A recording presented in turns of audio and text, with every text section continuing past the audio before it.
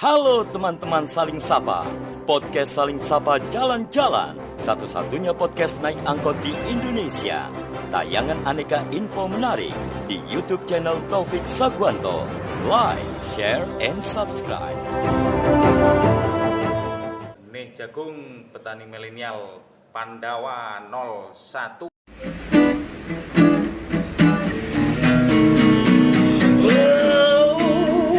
Jangan sedih, jangan muram, berikanlah sebuah senyuman, ikutlah denganku kawan podcast Saling Sapa. Halo teman-teman Saling Sapa, podcast Saling Sapa Jalan-Jalan. Episode kali ini kita kedatangan lagi the one and only Mr. Onrat. Kalau kita sudah mendatangkan beliau ini berarti kota ini sedang tidak baik-baik saja. Jadi pertanda bahwa kota ini lagi nggak baik-baik aja itu adalah Mr. Onrat hadir di podcast Saling Sapa Jalan-Jalan, gitu ya, bisa dibilang gitu ya. Kira-kira begitu, Mas. Iya. Karena memang beliau spesialisnya saya akan hadir ketika kota ini sedang tidak baik-baik saja. Oke. Tapi aku ngomong ini dulu. Kemarin sempat ada pro kontra saat ada penilaian itu apik itu apa sih? Ya, Nyebutnya apa sih itu? apresiasi pengaduan pelayanan publik. Nah, itu yang buat siapa itu?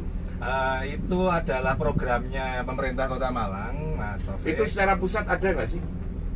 Pusat ini sedang pemerintah pusat melalui kementerian itu sedang membuat acara Seperti ini ya? Ya, jadi dia dengan program lapor itu untuk mengapresiasi bagaimana kecepatan dari pengaduan yang diberikan masyarakat Sama atas responnya ya? pelayanan yang diberikan oleh badan publik.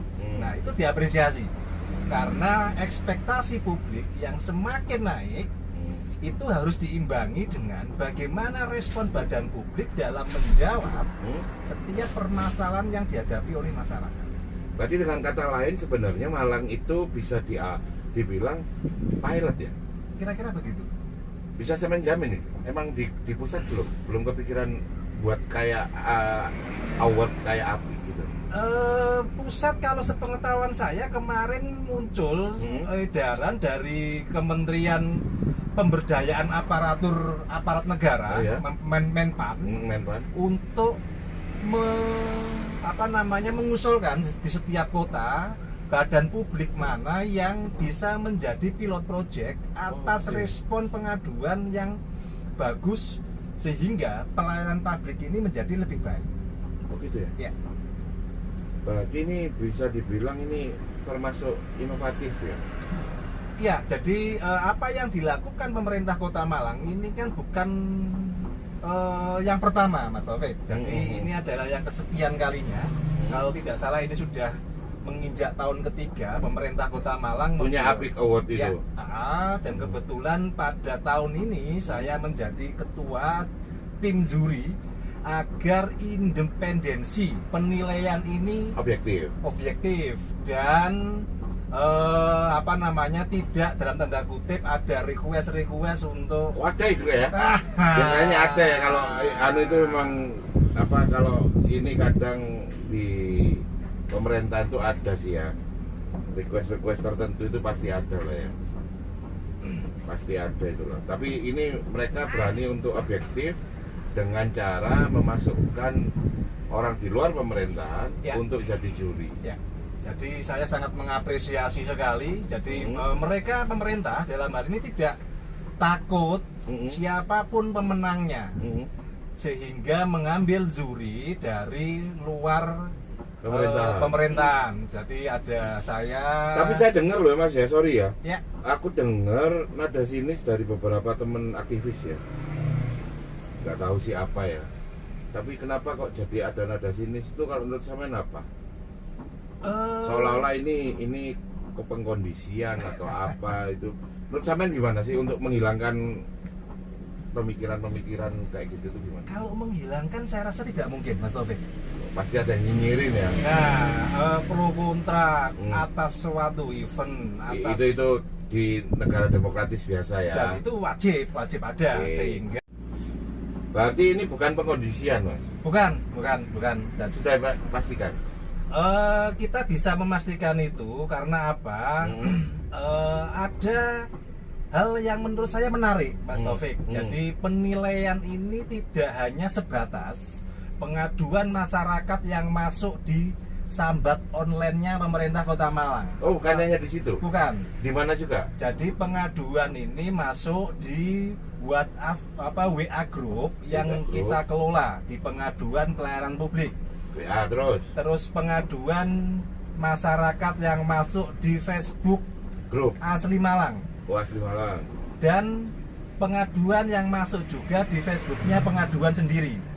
Jadi yang Facebook pengaduan ini yang kami kelola dari GGA, Good Governance Activator Alliance, membuat program pengaduan pelayanan publik, salah satunya memfasilitasi di WA Group dan di media sosial, dalam hal ini Twitter dan Facebook.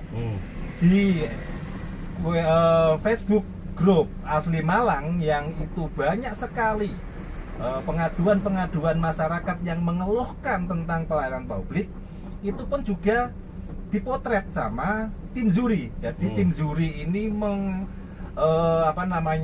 mengumpulkan bagaimana pengaduan yang muncul di WA Group, bagaimana pengaduan yang muncul di Facebook Group, bagaimana pengaduan yang muncul di media sosial, lalu dikaitkan dengan respon dari pemerintah atas pengaduan-pengaduan itu, terus kemudian dinilai. Secara general nih, pengaduan itu antara ada pengaduan sama respon buat sampean. General, lamban apa lumayan, apa cepat, apa pilih? Ada beberapa case permasalahan yang ini cepat. Ada beberapa case juga yang ini memang butuh waktu lama. Apa itu? Contohnya apa? Contoh adalah kabel providernya internet. Ini sangat sekali. Itu berarti bukan urusan sama kota yo. Sebenarnya sama sebuah BUMN ya. Jadi gini, kabel provider ini memang ada tidak hanya BUMN saja, ada swasta ya. Ada swasta yang juga memberikan layanan kepada masyarakat untuk bisa mendaftar dalam saluran internetnya. Tetapi di situ kan mereka harus izin, Mas Taufik. Oh gitu. Harus izin. Nah, izinnya ini pemerintah membuat semacam regulasi bagaimana agar kabel-kabel ini tertata dengan baik. Kabel-kabel termasuk tiangnya yo. Ya, makanya kalau tadi itu jenengan lewat di kayu tangan itu di dekat perempatan itu ada segerombolan tiang yang nggak nyebrang. Itu bukan orang lah, Mas Taufik. Ya, nggak nyebrang gitu loh. Kalaupun itu orang kan nyebrang, kok bergerombol di situ. Dan banyak keluhan-keluhan masyarakat yang masuk di WA Group pengaduan itu kabel putus, lelet. Berarti bukan karena pelayanannya aja, Mas ya. Termasuk peletakan tiang yang bergerombol yang merusak keindahan kota itu termasuk ya? Ya. Itu yang paling lambat? Dulu waktu awal-awal wali kota menjabat, wali kota pernah melakukan gerakan memutus kabel yang tidak terawat, kabel yang tidak teratur. Tapi entah mengapa seiring berjalannya waktu, apa yang dilakukan wali kota itu di awal jadi enggak? Semangatnya luar biasa, Mas Taufik. Ya berarti ono opo iki Pak Wali. Jadi kok letoy gitu ini kan letoy kenapa? Apa karena aneh. Sudah ada sesuatu, mungkin beliau capek mungkin ya karena banyak urusan atau mungkin karena sibuk. Ya bisa jadi ya. Kan karena mungkin sudah mendekati pemilihan lagi kan, sudah habis energinya, bisa jadi. Patut diduga demikian. Dan nggak apa-apa dinyinyirin ya Pak yo, kan katanya tetap dinyinyirin boleh. Ya buat aku sih, kalau pernah memang sudah buat langkah yang keren mutusin gitu ya mutusin terus aja. Ya. gitu. Karena kabel-kabel itu banyak keluhan-keluhan publik, baik di WA grup pengaduan, di media sosial, itu dipost oleh masyarakat. Bahkan kemarin saya dapat laporan seorang ibu-ibu yang membonceng anaknya, ini roda depannya kendaraannya, sepeda motornya ini kemasukan kabel internet yang terputus itu, Mas Taufik. Untungnya kecepatannya Nggak seberapa cepat. tidak seberapa cepat sehingga dia tidak terjatuh. Itu dia dokumentasikan, dikirim ke saya forward. Ternyata punya siapa? Kabelnya siapa itu? Tidak bisa teridentifikasi, Mas Taufik, karena Ini serem ini. Karena saking kabel itu nggak ada tulisannya apa ya? ini tidak ada mereknya di Iya, kabel tersebut itu. Cuma tiang-tiangnya ini ada kode-kode tertentu. Mungkin ada warna merah di Kalau pucuknya. merah putih di pucuknya itu biasanya Telkom itu. Ya, Itu bahaya Mas, nyangkut nyawa soalnya Mas. betul. Nah terus balik lagi tadi Pak Wali yang tadinya bersemangat di awal jabatan beliau mutusin kabel-kabel itu, terus kemudian sekarang mulai melemah. Apa karena mungkin terbagi Mas konsentrasinya Mas? Ini kan terkait masalah tata kelola pemerintahan, Mas Taufik. Jadi bagaimana komitmen beliau yang kemudian komitmen ini tentunya dijabarkan dalam sebuah kebijakan. Ya nggak dia aja ya yang kerja gitu ya.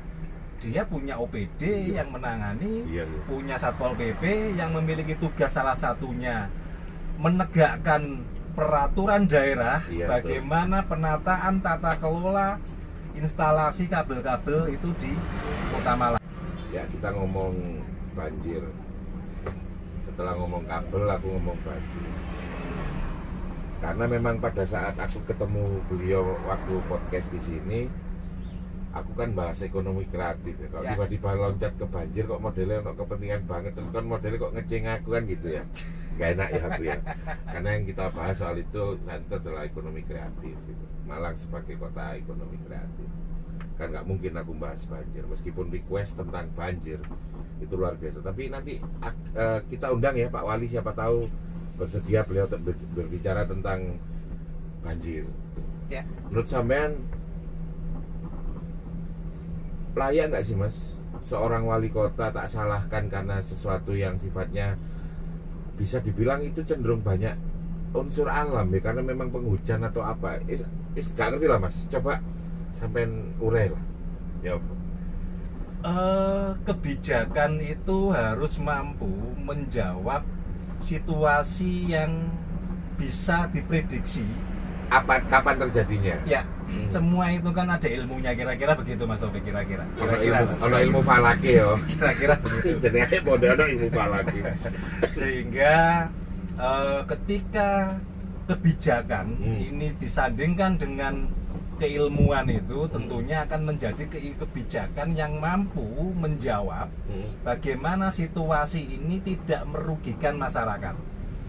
Dan kebijakan itu jangka panjang itu juga harus ada, ya? Iya, harus mampu menjawab tidak hanya untuk tahun ini, 2 tahun ini, jangka pendek ya, tetapi jangka panjang kebijakan pun juga harus mampu untuk menjawab permasalahan-permasalahan yang diduga akan timbul suatu ketika. Wah, udah ngomong antisipasi ya, Kira-kira antisipatif. begitu. Oke. Dan hujan ini setiap 6 bulan sekali ada gitu Mas ya, maksud sampean kan gitu Mas ya. Karena itu musim yang ada di Indonesia ada 2 itu Mas, tapi kalau tidak Itu kemarau ya hujan gitu aja, selesai. Iya, Mas. iya. Gitu. Bener. Jadi kalau Lebih mudah diprediksi dari yang 4 musim. Yang masih ada badai gitu ya Mas ya. ada salju. Iya, ada Untungnya salju. tidak. Iya, untungnya tidak. Jadi kalau nggak gila ya saya ketika ngomong loh ini musim penghujan, curah hujan tinggi terus nggak oleh banjir itu gimana? Menurut sampean gimana? Kota Malang ini kalau tidak salah adalah kota dengan dataran tertinggi. Ya 444 itu Ya, tinggi lah. titik terendah segitu, titik tertinggi 640 Yes. kurang lebih. Yes. Artinya Dataran tinggi. ketika Kota Malang ini mengalami banjir, Mas Taufik, ini adalah sesuatu hal yang aneh. Seharusnya Kota Malang ini sebagai pengirim banjir ke Kota-kota yang wilayah-wilayah lebih rendah. yang lebih rendah. Oh iya. Tetapi mengapa rakyatnya Mestinya Blitar sana lo yang banjir gitu seharusnya ya. pakai saji. Yes. Dapat kiriman air dari Iya. Malang, Singosari juga Iya. demikian. Iya. Berarti dengan kata lain itu bisa jadi indikator ya. Mestinya kebanjiran itu pakai saji. Ya. Kalau tempat yang lebih tinggi terus banjir, berarti ada salah kelola di situ. Ya gitu ya Mas ya. Sehingga inilah yang perlu untuk dijawab. Ketika pemerintah tidak mampu menjawab situasi ini, siapa yang dirugikan? Rakyat. Masyarakat, rakyat. Dan ini tidak Tapi bisa. kalau buat aku gini Mas, sorry Mas ya. Ya. Contoh di perumahanku Mas ya. Betul. Memang rumahku lebih lah ya, kalau 25 meter lebih lah ya. Tapi gini, rumah yang di depan aku Mas, otomatis kan badan sungai Mas. Ya. Tapi IMB-nya keluar ya Mas. Perumahan lagi. Berarti secara de facto dan de jure keberadaannya kan legal. Ya. Yang legal kan otomatis si penguasanya, si yang punya kuasa. Sedangkan sekarang ya apa ya aku nyebutnya ya memang salahnya di wong IMB-nya keluar gitu loh Mas, maksudku Mas. Aku nggak usah lihat jauh-jauh ya, yang ada di depan mataku lah Mas. Itu piye wong yang legal kan ya pejabatnya mereka gitu. Gimana menurut sama Mas? Ini temuan-temuan itu harus diverifikasi Mas Taufik. Yo sampai membangun itu berarti kan ada pembiaran Mas. Ya. Aku nggak ngerti lah Mas ya, aku nggak mau berseberangan sama, karena banyak tetanggaku juga kan otomatis tinggal keliru ngomong aku lah ya. Itu gimana sih Mas sampai yang ngomong lah Mas? Jadi ketika nanti ini kan pasti akan ada perdebatan Mas Taufik. Masyarakat yang telah membeli perumahan di sini. Itu kalau perumahan. Ya, kalau Kalau perumahan, kampung kan bangun kan nggak mungkin semalam Mas. ya Pasti berhari-hari. Kok sampai jadi itu loh dibiarkan kan yuk tanda tanya buat aku. ya, sehingga memang harus ada kebijakan yang seperti yang tadi di awal saya ungkapkan. Ketika situasi alam ini tidak memiliki daya dukung atas kebijakan, maka pemerintah harus mengambil itu. Oke, mau nggak mau dia harus ngambil itu ya. Iya, jadi keselamatan masyarakat ini adalah menjadi prioritas. Keselamatan rakyatnya ini harus diambil alih oleh pemerintah. Jangan sampai masyarakat menjadi korban atas ketidakberdayaan pemerintah. Coba nyebutnya atas ketidakberdayaan tuh Mas ya. Karena seperti fakta yang kita ketahui Mas Taufik, Pembiaran itu sebenarnya bentuk dari ketidakberdayaan. kurang lebih begitu. Yes. Kurang lebih begitu. Karena tidak ada upaya-upaya bagaimana pemerintah membuat alternatif kehidupan masyarakat ini agar tidak bertempat tinggal di sepadan sungai yang notabene-nya itu melanggar undang-undang, yang notabene-nya itu akan sangat berbahaya ketika situasi kemarin datangnya air limbah dari das berantas ini, debit airnya meninggi dan meluap, Bahkan pintu air pun nggak sanggup tidak mampu untuk menahan itu Mas Taufik. Nah ini kan menjadi tantangan bagi pemerintah. Jangan sampai pemerintah lemah dalam kondisi dan situasi yang seperti ini. Ini dari sisi das berantasnya Mas Taufik. Tapi kalau kita kembali dari awal, mengapa Kota Malang yang notabene-nya dataran tinggi dan ini mengalami banjir, ini adalah sesuatu hal yang perlu diurai. Jangan sampai masyarakat menjadi korban tiap tahun dalam tanda kutip mereka diteror sama banjir. oleh banjir. Iya itu. Karena sejatinya saat orang itu kehilangan rasa nyamannya tinggal di sebuah kota, yang layak untuk pertama kali dipertanyakan dan dituntut itu adalah para penyelenggara negara atau para ya ini ya public service ini ya. Iya Mas. Sampai tetap berada di situ. Yang sampai kejar ya pelayan publiknya. Betul. Nggak mungkin masyarakatnya disalahkan. Karena yang paling ngerti kan yang disalahkan duluan mestinya kan Mas ya. Jadi ada beberapa narasi-narasi itu Mas Taufik. Banjir ini diakibatkan oleh sampah yang menumpuk di drainase, perilaku masyarakat yang buruk, menyempitnya drainase, bangunan yang menutup drainase, bangunan yang menyempitkan sungai. Nah, narasi itu emang ada Mas dan masuk akal kalau buat aku. Ya. Contoh semisal ketika ada statement wali kota, ini bisa kita lihat, bisa kita tracking di jejak digital Mas Taufik, bagaimana wali kota akan membongkar bangunan yang menyempitkan sepadan sungai, akan membongkar bangunan yang menutup drainase. Keren. Nah, ini keren. ketika banjir kemarin yang salah satu penyebabnya menyempitnya drainase, diduga banyak bangunan yang melebihi, yang mengakibatkan hambatan air mengalir itu, sehingga debit airnya meluap ini ya harus diselesaikan oleh pemerintah. Dan sampai detik ini Mas Taufik, yang perlu Mas Taufik ketahui, tidak ada peta drainase di Kota Malang.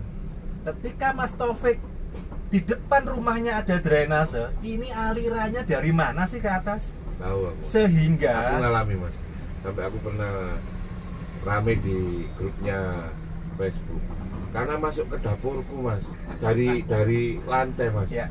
Aku pikir apa rumahku ini sumbernya mata air gitu. Aku pikir gitu. Apa ini minyak ya? Kalau minyak kaya aku loh Mas gitu ya. Padahal ternyata air. Gak taunya Mas itu gorong-gorong pecah belok ke rumahku Mas. Ya untungnya pas aku ngambil inisiatif gak ada yang bantu loh Mas. Gak ada bantuan, akhirnya aku inisiatif, aku bongkar Mas, dimana air yang kok pas dilala hujan besar Mas, air itu meledak Mas. Ya meledak itu kan akhirnya aku tahu di mana lubangnya. Dari lubang itu aku ikutin Mas. Aku akhirnya dibantu sama wargaku Mas, kita swadaya Mas. Air itu dari mulai Unmer itu Mas sampai ke bawah jadi itu masuk ke rumahku semua, jadi sampai ngalir di tembok-tembok Mas. Aku nggak pernah ngalami soalnya Mas, dan ya padahal jauh sungai kok tapi gini. Memang ternyata nggak ada Mas, kalau mau ngomong sampai tadi tak benerin, ketika sampai ngomong nggak ada peta drainase itu bener, masuk akal. Karena jelas-jelas perumahanku yang mungkin umurnya di bawah 10 tahun pun nggak tahu di mana ada drainase. Aku baru nyadar kalau di rumahku sejajar sama drainase yang itu dari atas, mulai dari rumah sana. Ya. Ketika masyarakat tidak mengetahui peta drainase ini Mas Taufik, titik-titik mana sih air yang masuk ke drainase ini, debit airnya berapa? Drainase ketinggian lebarnya berapa? Mampu tidak menampung air ini. Nah, ketika situasi-situasi musim penghujan datang, yang seperti di awal tadi kita ungkapkan, negara kita itu cuma punya 2 musim. Ketika musim hujan ini bagaimana infrastruktur ini ya mampu untuk merespon itu? Tahu nggak sih Mas, kita itu bisa ngobrol gini itu karena ya support dari teman-teman UKM loh Mas, malah Mas. Luar biasa. Yang luar support biasa. kita itu tiap hari tetap bisa syuting, tetap ada bensin buat angkot, itu teman-teman UKM sebenarnya. Luar biasa. Bukan dari teman-teman yang itulah ya. Ya terutama ini yang saya taruh ini dari apa itu Mas Taufik? Ini perusahaan UKM yang bergerak di bidang benih jagung Mas. Wih, keren. Benih jagung yang mereka itu PT Pandawa, produknya itu adalah bibit benih jagung F1 hibrida. Wow. Dan ini produksi anak bangsa. Keren. Terus dan dia punya beberapa ini varian, termasuk kayak sayur, hortikultura, semua dia punya. Dan ini memang benar-benar UKM. Ya. Terus satu lagi jamu uti, itu UKM dari Malang. Keren. Asika, ya rokok herbal itulah ya. Wong NU lah mesti ngerokok ta. Milenial Utas, Jet Indo Pratama. Ya. Juga apa namanya, Beckham motor, itu rumah modifikasi untuk roda 2. Keren. Ya itu UKM Malang juga. Juga terima kasih supportnya selalu dari teman-teman ekonomi kreatif Kota Malang. yang sudah mensupport podcast Angkot Saling Sapa Jalan-Jalan. Beban psikologi masyarakat semakin meningkat, Mas Taufik.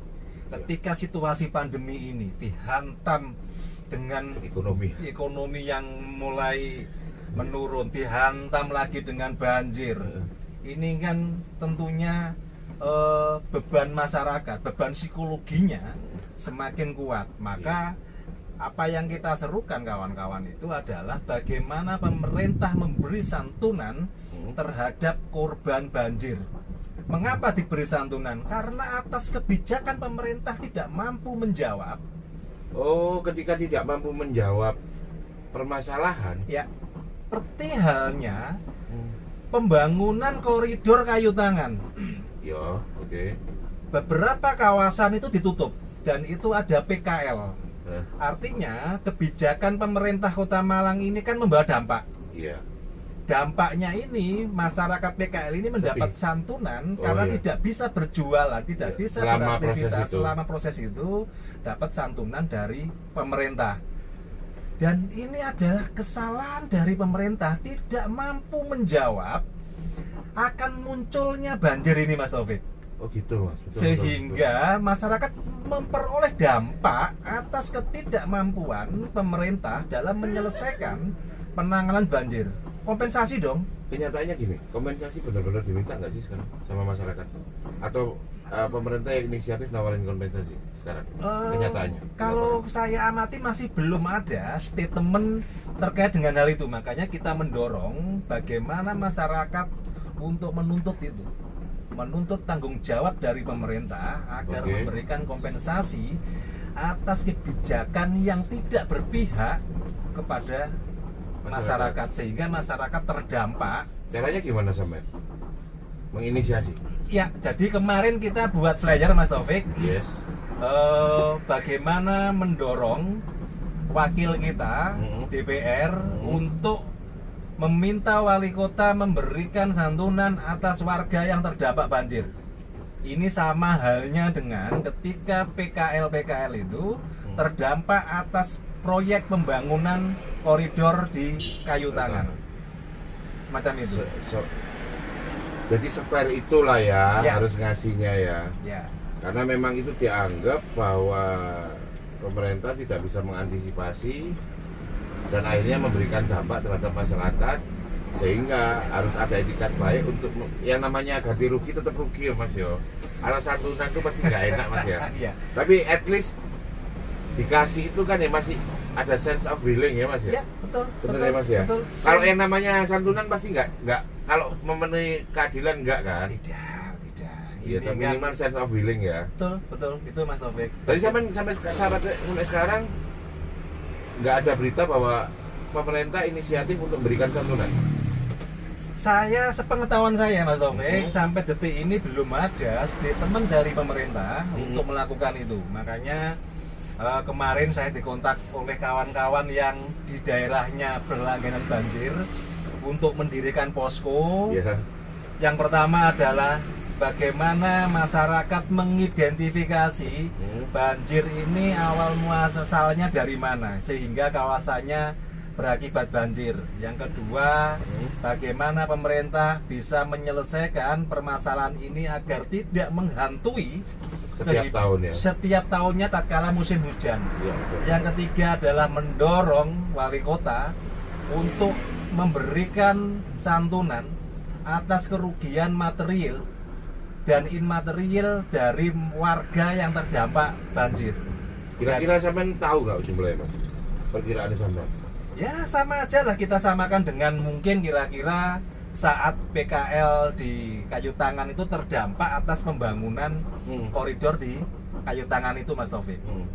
500.000 kali sekian warga ya, meskipun itu kurang yo. Ya, yang penting masyarakat adalah untuk ganti-ganti nyuci karpet atau nyuci meja kursinya yang terdampak banjir itu Mas Taufik. Meskipun hanya untuk itu aja ya. Itu kan pemerintah itu sebenarnya punya sense of healing itu sih mungkin. Poinnya itu Mas Taufik. Poinnya di sense of healing. Jadi mungkin ditutup dengan kata poinnya adalah bagaimana pemerintah mempunyai sense of willing, keberpihakannya pada masyarakat, Ya. pada rakyat, terutama rakyat yang sedang sekarang mengalami dampak dari banjir. Mungkin ini bisa memberi manfaat dan mungkin bisa membuat para penyelenggara negara denger ya Mas ya. Ya, ya.